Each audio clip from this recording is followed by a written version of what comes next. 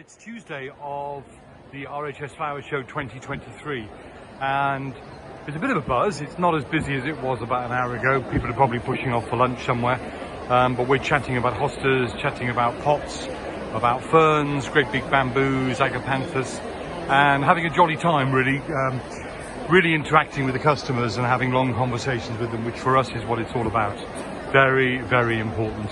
We're very different. We don't push online.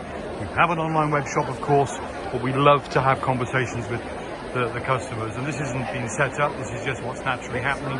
Ellen explaining what the collection includes. Simon there popping across and just dragging some people into the stand because we want to have that interaction. And this is Chelsea 2023. A humid day, and we're here for the drama.